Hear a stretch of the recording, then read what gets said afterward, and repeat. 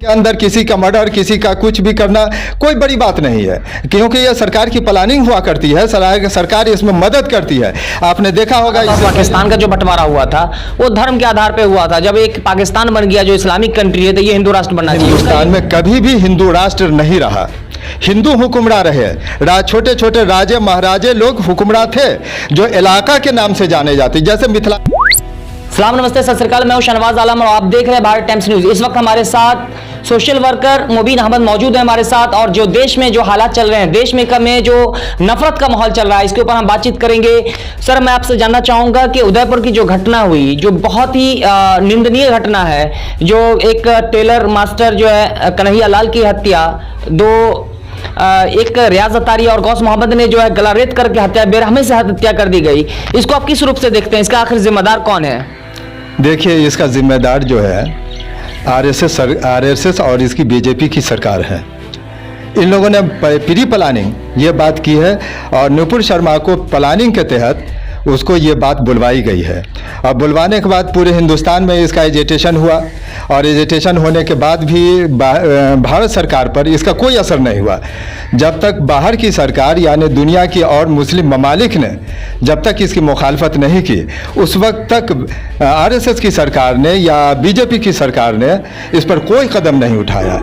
उठाने के बाद उसने सिर्फ इतना कि नुपुर शर्मा को बर्खास्त किया गया, इसके अलावा कुछ नहीं किया गया। लेकिन आप कहते हैं कि इसका जिम्मेदार जो है आरएसएस है, भाजपा वाली है, भाजपा की सरकार है। लेकिन तो कत्ल तो किया है रियाज अतारी और गौस मोहम्मद ने किया, लेकिन आप इसको जिम्मेदार क्यों मानते हैं? जिम्मेदार इसलिए मानते हैं कि इन्होंने रसूलुल्लाह, अल्लाह के रसूल की मुखालफत की। जो एक मुसलमान, हर एक मुसलमान की मुखालफत है। अल्लाह के रसूल को हर एक मुसलमान अपनी जान से, अपने दौलत से, अपने माल से, अपने जहन से नहीं, जिस चीज़ से बेहतर उससे बेहतर और अच्छा मानते हैं, उससे अफजल मानते हैं। तो इस पर यही इसी चीज़ की मुखालफत हुई कि जब इन्हें मुखालफत किया नुपुर शर्मा ने, तो उसमें गुस्से में आकर एहतजाजी के तौर पर जब सरकार ने कोई कदम नहीं उठाया तो उसको अपना फैसला लेना पड़ा। यानी आपका कहना है कि वो जो किया वो सही किया क्या?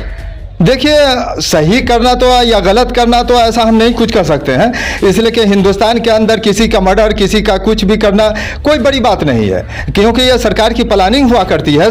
सरकार इसमें मदद करती है। आपने देखा होगा इससे पहले गोश्त के नाम पर, किसी चीज़ के नाम पर, गाय के नाम पर इधर उधर बहुत से मुसलमानों का कत्ल हुआ है, लेकिन सरकार ने किसी तरह का कोई स्टेप इसको रोकने के लिए नहीं किया है। अगर उसी तरीक़े से कोई भी आदमी अपने रसूलुल्लाह के खिलाफ, अपने नबी के खिलाफ में कोई कदम उठाता है तो उसको उसी नजरिए से हम अपना देखते हैं। यह हमारा जाती ख्याल है। यानी कि ये जो घटना हुई इसकी आप निंदा करते हैं, लेकिन आपका कहना है कि जो मुसलमानों पे जुल्म हो रहे हैं इसको, और यहाँ की जो सरकार है, सत्ता सरकार है, भाजपा की सरकार है, वो इस पे कोई एक्शन नहीं लेती है। जो आरोपी होता है, जो इस तरह का भावना, जैसे नुपुर शर्मा हो गई, उसको कोई सजा नहीं दी जाती। यही वजह है कि यही इसका अल्टरनेट कोई ऑप्शन, कोई ऐसा आदमी सामने आता है जो पागल किस्म का व्यक्ति आता है जो किसी की हत्या कर देता है। देखिए, इसमें तो हम दोनों को जिम्मेदार मानते हैं, आरएसएस वाले सरकार को भी और एक उनको जिन्होंने हत्या किया है। जिस तरह से आप देख सकते हैं कि देश में जो नफरत का माहौल दिन ब दिन बढ़ता जा रहा है। अभी नुपुर शर्मा ने प्रोफेट मोहम्मद सल्लल्लाहु अलैहि वसल्लम के ऊपर जो है अभद्र भाषा का इस्तेमाल किया, आपत्तिजनक टिप्पणी की, और उस पर पार्टी ने सिर्फ उसको अपने पार्टी से सिर्फ निष्कासित कर दिया, लेकिन उसकी कोई गिरफ्तारी नहीं हुई। जबकि जो नुपुर शर्मा पे जो धाराएं लगी हैं, वही धाराएं जो है पत्रकार मोहम्मद जुबैर पे भी लगाए गए, लेकिन पत्रकार मोहम्मद जुबैर को गिरफ्तार कर लिया गया था, उसको सजा दी गई, और नुपुर शर्मा की अब तक गिरफ्तारी नहीं हुई। इसको आप किस अंदाज में देखते हैं? देखिए, आरएसएस की सरकार, आरएसएस का मैनिफेस्टो ही नफरत की बुनियाद पर है। इसकी जो नफरत के बुनियाद पर तो नुपुर शर्मा बोले या इसका कोई भी और प्रवक्ता बोले या इसका कोई भी पार्टी का या अध्यक्ष बोले, इसमें कोई फ़र्क नहीं पड़ता, क्योंकि सबका मैनिफेस्टो नफरत और जुल्म के बुनियाद पर है। जहाँ तक मोहम्मद जुबैर का ताल्लुक़ है या नुपुर शर्मा का ताल्लुक़ है, धारा तो एक ही लगी है।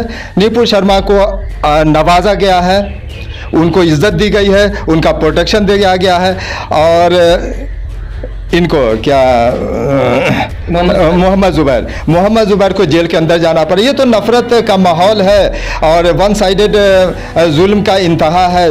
जालिम जुल्म जितना कर ले मजलूम पर उतना भी कम है। वो तो जुबैर क्या, पूरे हिंदुस्तान के लोगों को, मुसलमानों को वो जेल में रख दे तो भी कुछ नहीं है। अभी सोशल मीडिया पे मैंने देखा कि जो कांवड़िया लोग जो हरिद्वार की तरफ जा रहे थे, तो वहाँ पर भी बाज़ाब्ता डीजे पर प्रॉफेट मोहम्मद सल्लल्लाहु अलैहि वसल्लम के बारे में फिर से अभद्र भाषा का इस्तेमाल किया, अनाप शराब कहा और नूपुर शर्मा का समर्थन किया उन्होंने कि नूपुर शर्मा ने जो कहा है वो बिल्कुल सही कहा है। और प्रॉफेट मोहम्मद सल्लल्लाहु अलैहि वसल्लम के बारे में उन्होंने जो जैसा वर्ड का इस्तेमाल किया है वो मैं अपनी ज़बान से नहीं बोल सकता। तो क्या आपके कहने का मतलब है कि ये सब चीज़ है जो भाजपा की सरकार है उस पर कोई कार्रवाई नहीं करती है, और इसी से जो तंग आकर के हो या फिर जो उसके प्रॉफेट मोहम्मद के जो फॉलोवर हैं जो कोई किसी को बर्दाश्त नहीं होता है उसे इस तरह से कुछ अटंग पटंग हरकत करके या किसी का गला रेतने का काम करती है? देखिए, इससे पहले भी हमने आपसे कहा कि आरएसएस का जो मैनिफेस्टो है वो नफ़रत की बुनियाद पर है। नफ़रत की बुनियाद पर किसी को हम कुछ कह सकते हैं। और ये समझिए, ये जो जगह बजगह धर्म संसद और कांवड़िया के जो बोलना और इस तरीके से जो भी मामलात है वो जिनोसाइड की तरफ एक कदम बढ़ा रहा है। आपको मालूमात होगा कि अमेरिका में भी ये बात, वहाँ के पार्लियामेंट में ये बात उठी थी कि हिंदुस्तान में जिनोसाइड का 8वां दर्जे में चला गया, जबकि हिंदुस्तान में जिनोसाइड का 10 दर्जा माना गया है। 8वें में, ये 9वें में ये सब काम चल रहा है और 10वें में इसका मतलब जिनोसाइड शुरू हो जाएगा। तो ये सब तो माहौल क्रिएट किया जा रहा है जिनोसाइड के लिए, हिंदुओं को या मुसलमानों को, दोनों को उकसाया जा रहा है। तो ये तो होना ही है, आज नहीं हो 6 महीने साल भर के बाद हो जिनोसाइड होना है। उसका ये एक टेलर है, ये टेलर दिया गया है। लगातार आप देखेंगे सोशल मीडिया के माध्यम से जो बहुत सारे लोग हैं जो संघी विचारधारा के लोग हैं जिसे कहा जाता है, बहुत सारे आरएसएस वाले, बजरंग दल वाले जो है लगातार जो है हिंदू राष्ट्र का जो ऐलान करते रहते हैं कि जो इसको हिंदू राष्ट्र बनाना है।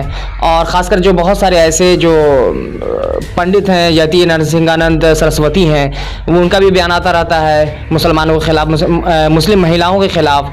और बहुत सारे भी जो बाबा हैं, संत बाबा लोग जो हैं एक से एक जो है बात बोलते रहते हैं कि मुस्लिम महिला की इज्जत से खिलवाड़ करो, तलवार उठाओ, इस तरह की जो बयान आते रहते हैं। तो आखिर मतलब क्या लगता है कि इससे इस देश पर कितना असर पड़ेगा? देखिए, कोई क्या बोलता है नहीं बोलता है, ये हिंदुस्तान के अखबार, टीवी, सभी चैनलों में आती रहती है बातें, ये सभी बातें आती रहती है। जहाँ तक हिंदू राष्ट्र का आपने कहा, तो हिंदू राष्ट्र में तवारीख इस बात की शहादत देती है कि हिंदुस्तान में कभी भी हिंदू राष्ट्र नहीं रहा।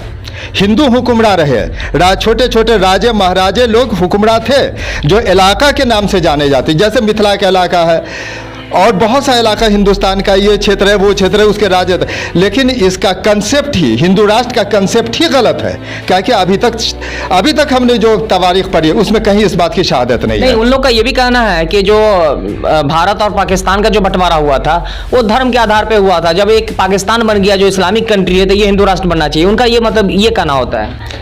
हिंदू राष्ट्र बनना चाहिए तो आप उसके लिए तो कोशिश कर भी रहे हैं। हिंदू राष्ट्र का क्या मैनिफेस्टो है ये आप पहले सामने लाइए, आवाम के सामने लाइए। आवाम इसको अगर एक्सेप्ट करते तो ठीक है, वरना रिजेक्ट करेंगे। लाइए पहले उसको सामने। या क्या मानते हैं कि अगर आवाम तैयार होगी तो इसको आप एक्सेप्ट कर लेंगे? अब क्या उसके मैनिफेस्टो में, ये तो हमारे सामने आना ना चाहिए। उसका मैनिफेस्टो क्या है, अगर हम पढ़ेंगे, अगर हमारे लायक है, अगर हमारे मजहब से टकराव नहीं है तो हम भी एक्सेप्ट करेंगे। अगर टकराव है तो हम कभी एक्सेप्ट नहीं करेंगे। चलिए, बहुत बहुत धन्यवाद।